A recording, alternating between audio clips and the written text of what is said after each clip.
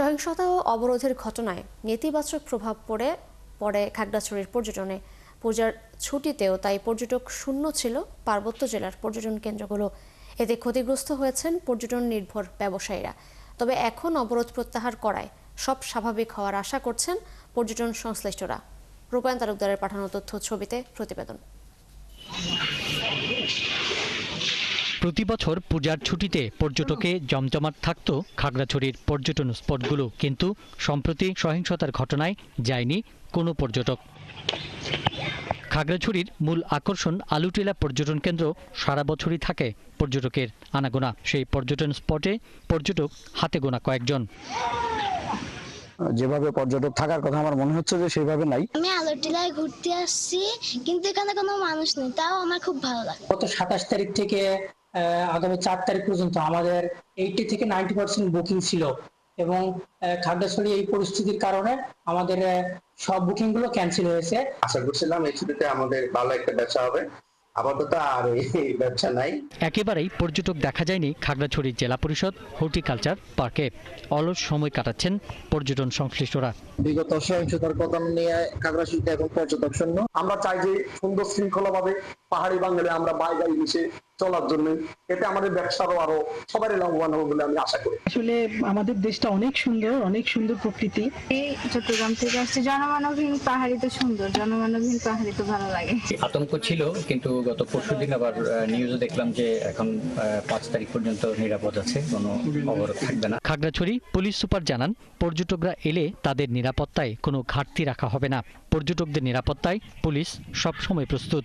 যে রেগুলার নিরাপত্তার পাশাপাশি বাড়তি নিরাপত্তা আমরা দিচ্ছি, তারা যখন যা আসা রুটগুলোতে আমরা নিরাপত্তা দিচ্ছি। পাশাপাশি কেউ যদি অতিরিক্ত বা এক্সট্রা নিরাপত্তা চাই, সেক্ষেত্রে আমরা স্কোর করে থাকি। এদিকে শনিবার খাগড়াছড়িতে যুম্ম ছাত্র জনতা অবরোধ পুরোপুরি তুলে নেয়। সবাই আশা করছেন দ্রুতই সবকিছুই আবার স্বাভাবিক হবে। পিন্টু হাজং, ৭১। পূজার ছুটিতে পর্যটক শূন্য ছিল খাগড়াছড়ি। এ নিয়ে বিস্তারিত জানাতে সরাসরি যুক্ত হচ্ছেন সহকর্মী রূপায়ণ তালুকদার। রূপায়ণ, আপনি তো আছেন সেখানে, নিশ্চয়ই শুনতে পাচ্ছেন। একটু জানাবেন, এখন তো খাগড়াছড়িতে অবরোধ প্রত্যাহার করা হয়েছে, এখন কি পর্যটকের সংখ্যা বেড়েছে কিনা সেখানে, এবং পর্যটকের জন্য প্রশাসন থেকে কি কি ব্যবস্থা নেওয়া হয়েছে একটু জানাবেন।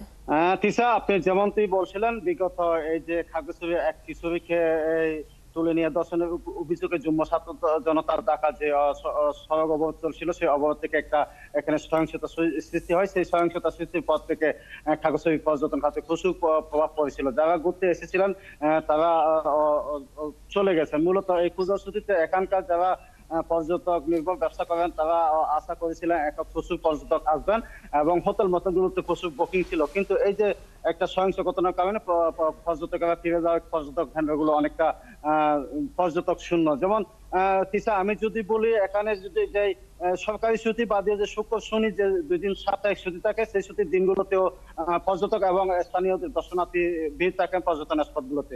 তো আমি গত শুক্র এবং শনিবার খাগড়াছড়ির যে পর্যটন স্পট, মূলত 2টা আলুটিলা এবং খাগড়াছড়ি হর্টিকালচার পার্ক, আমি এখন যেখানে দাঁড়িয়ে আছি সেখানে আমি ঘুরে দেখেছি পর্যটক একেবারেই শূন্য। যেমন শুধু পর্যটক না, স্থানীয় যে দর্শনার্থী অনেক সময় দেখতে আসেন, সেই সংখ্যাটাও খুবই শূন্য। তবে তিশা, আপনি যেমন যে প্রস্তুতি করেছিলেন সেটি হচ্ছে এখানকার খাগড়াছড়ি পুলিশ সুপার আমি আরফিন জুয়েলের সাথে কথা বলেছি।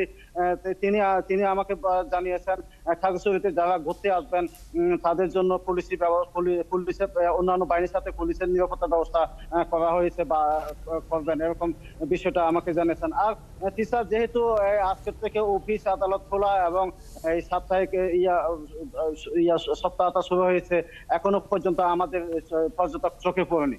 তিশা। রূপায়ণ, অসংখ্য ধন্যবাদ আপনাকে আমাদের সাথে যুক্ত হবার জন্য। আপনি সঙ্গে থাকবেন। দর্শক, খাগড়াছড়ি থেকে যুক্ত ছিলেন আমাদের সহকর্মী রূপায়ণ তালুকদার।